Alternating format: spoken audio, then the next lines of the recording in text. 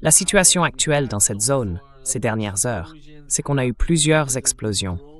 Elles ont été provoquées par des drones qui tentaient de frapper des pétroliers ou des navires empruntant des routes différentes de celles que l'Iran a définies pour la région, pour le détroit d'Ormuz. Donc ces navires ont été attaqués, d'une certaine manière, par des drones. Et Donald Trump a réagi sur les réseaux sociaux à ce sujet. Il a déclaré que 4 drones avaient attaqué l'un des navires dans le détroit d'Ormuz. Voilà où en est la situation. Concernant le Liban, il y a eu une rencontre entre les deux parties à Washington. Il semblerait qu'un nouvel accord ait été conclu.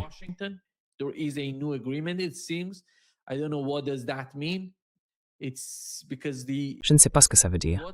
Ce qui était intéressant, c'est ce qui s'est passé après la rencontre entre l'Iran et les États-Unis en Suisse. En gros, il parlait de la situation dans le sud du Liban. Et là, on voit le président libanais déclarer qu'Israël doit se retirer totalement du Liban. Pour la première fois, on les entend parler de cette façon.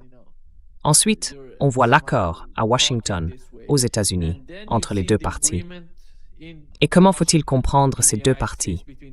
D'un côté, il y a le détroit d'Ormuz qui est crucial, et de l'autre, la question du Liban.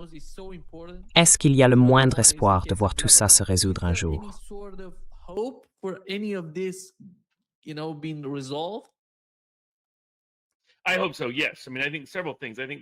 Je l'espère, oui.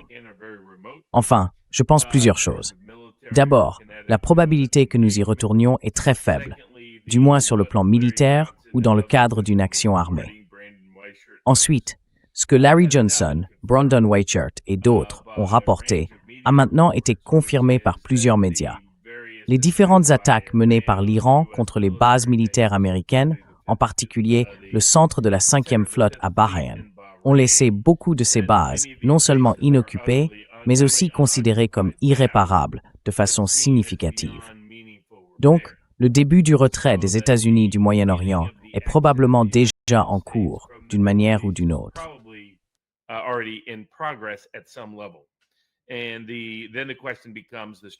Et puis, la question, c'est celle du détroit d'Ormuz, du Liban et d'Israël. Je pense que la probabilité, ou même la possibilité d'un conflit militaire direct entre les États-Unis et l'Iran est aujourd'hui très faible. Elle diminue de jour en jour. Je crois que le détroit d'Ormuz restera ouvert, au moins en partie, parce qu'il y a une limite à ce que l'Iran peut réellement faire, ou plutôt à ce qu'il peut faire sur le plan diplomatique, pour utiliser le détroit d'Ormuz comme levier, surtout contre Israël.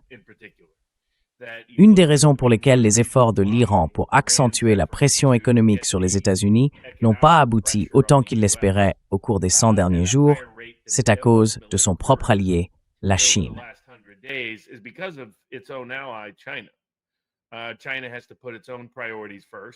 La Chine doit d'abord mettre ses propres priorités en avant. Et ces priorités, c'est la stabilité dans le sud économique mondial, parce que la Chine dépend d'une économie tirée par les exportations pour pouvoir rester viable dans la situation économique actuelle. Il y a plusieurs raisons à cela. En partie, les confinements liés au Covid et leurs conséquences économiques. En partie aussi, la crise financière mondiale qui a gelé les marchés de liquidités et les marchés de capitaux et qui n'ont jamais retrouvé leur niveau d'avant 2008. Et puis, il y a un problème interne de l'immobilier. Une bulle immobilière a éclaté en Chine, en partie volontairement, à cause des mesures prises par le gouvernement lui-même.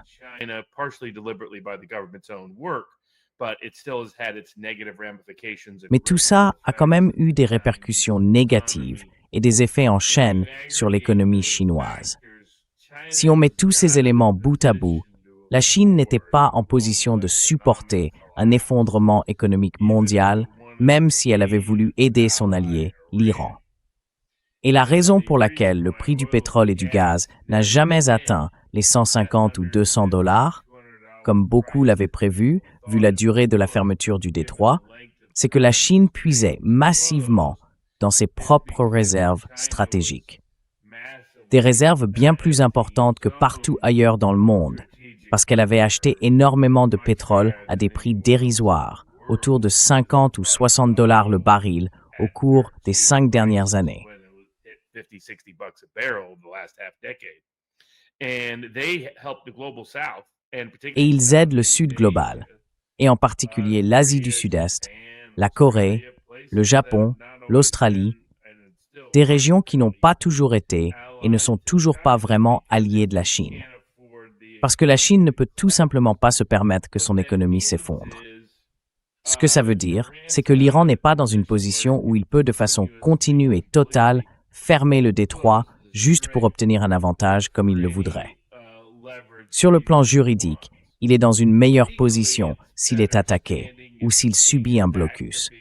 Mais sur le plan diplomatique, est-ce qu'il veut vraiment risquer sa relation avec la Chine, qui est le premier acheteur de son pétrole et de son gaz, pendant toute la période des sanctions, depuis une dizaine d'années? Moi, je n'y crois pas.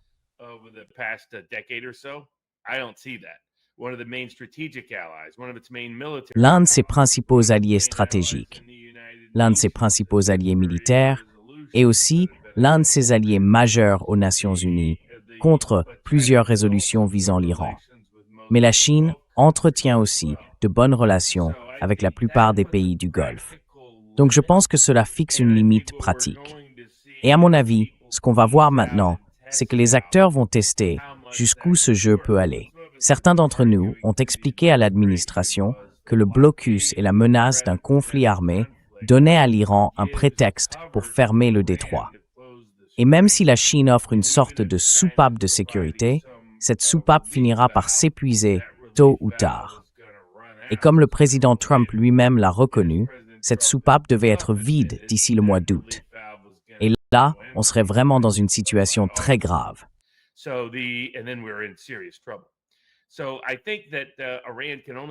Je pense qu'aujourd'hui, l'Iran ne peut vraiment agir que parce qu'il n'y a plus de menace réelle de blocus. Je crois que, dans les jours et les semaines à venir, on va commencer à le constater. Ce qu'il faut surveiller, c'est le moment où les États-Unis commenceront à rapatrier leurs troupes. Quand est-ce qu'on va voir revenir les porte-avions, les cuirassés, les grands navires vers les côtes américaines? Quand est-ce qu'on verra revenir certains gros avions, une partie du déploiement militaire là-bas, environ 50 000 soldats ou plus? Et surtout, au-delà du niveau habituel, quand est-ce qu'on verra tout ça rentrer au pays? Est-ce qu'on observe vraiment des efforts pour réparer les bases qui ont été si durement touchées?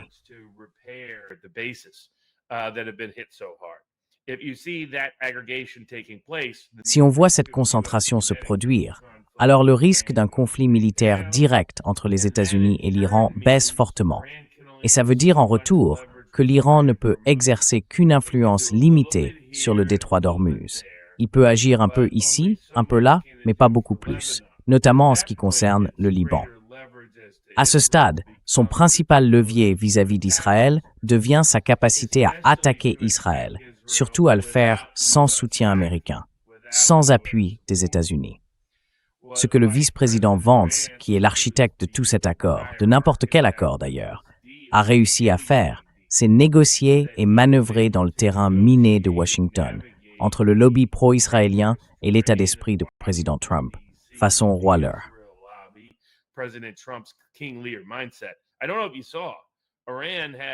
Je ne sais pas si vous avez vu, mais l'Iran avait accepté la théorie que Larry Johnson et moi avions présentée, à savoir que Trump n'est plus le même Trump. Et d'après eux, selon les rapports publiés, ce qui a vraiment amélioré leur compréhension de la situation, ainsi que leur tactique et leur stratégie de négociation, c'est d'avoir engagé tout un groupe de psys. Franchement, qui aurait imaginé ça? L'Iran, bien sûr, l'un des peuples les plus instruits au monde, qui fait appel à des psychologues en leur disant « Bon, partons du principe que Trump a tel ou tel trouble mental. Comment devons-nous interpréter ce qu'il dit et comment devons-nous répondre dans les négociations ?» Et je pense qu'ils s'en sont très bien sortis, avec beaucoup d'habileté sur ce point.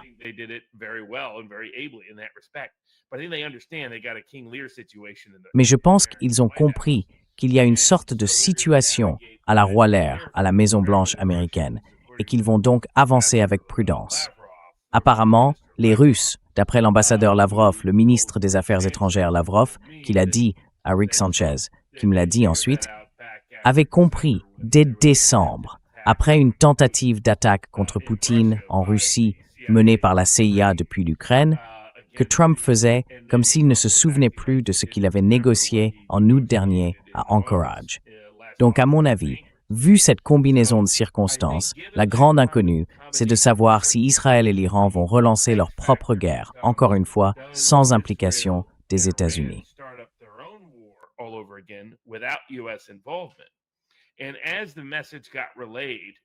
Et quand le message a circulé, en gros, la dernière fois que l'Iran a frappé Israël, les États-Unis ne les ont pas défendus.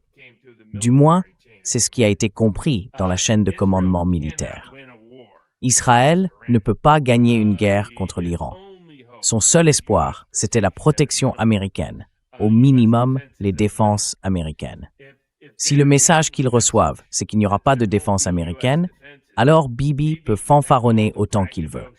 Ben Gvir et tous les extrémistes peuvent dire qu'ils vont faire pleurer toutes les mamans libanaises, parce qu'apparemment, adopter une idéologie néo-nazie, c'est devenu la nouvelle mode dans une partie d'Israël. Mais concrètement, dans un tel conflit, Israël se ferait écraser.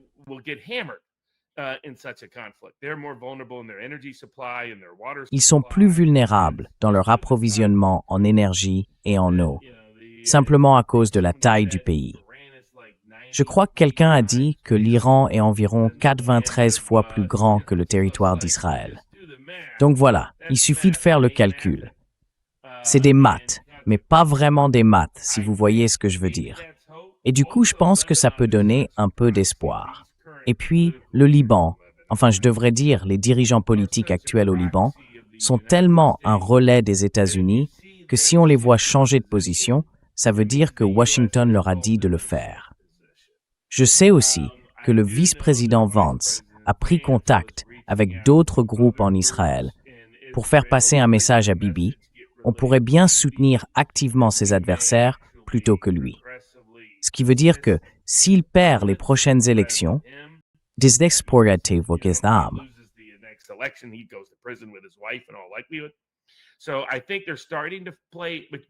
pense qu'il commence à se mettre en mouvement.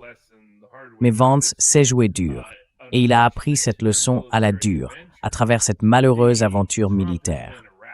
Trump, lui, a été imprévisible et irrégulier, et je pense que ça va continuer comme ça.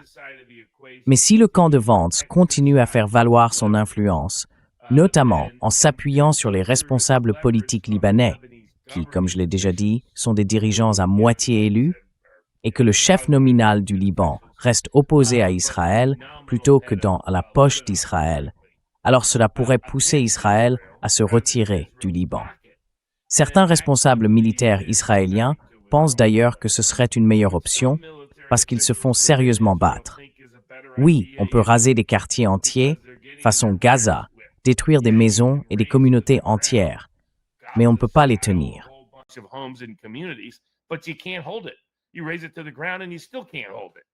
Vous rasez tout, et malgré ça, vous n'arrivez toujours pas à le tenir. Ce sont des gens du Hezbollah, et tout le monde sait très bien qu'ils ne vont pas éliminer le Hezbollah. Le Liban, depuis près de 40 ans, c'est devenu le cimetière des projets du Grand Israël. Ça s'est déjà produit dans les années 80, puis en 2000.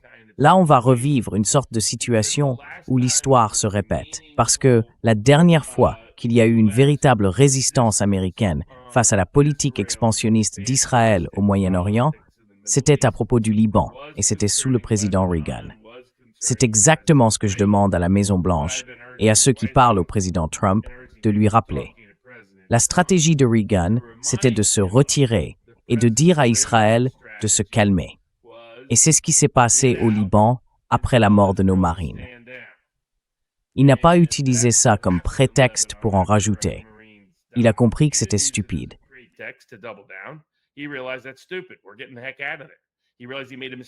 On s'en retire, tout simplement. Il a compris qu'il avait fait une erreur en les envoyant là-bas. Et ensuite, il a compris que pour avoir la paix au Liban, il fallait qu'Israël se calme. Il a même utilisé des mots comme « holocauste ». Ce genre de choses, les Mark Levin de ce monde font comme si ça n'existait pas dans l'histoire de Reagan.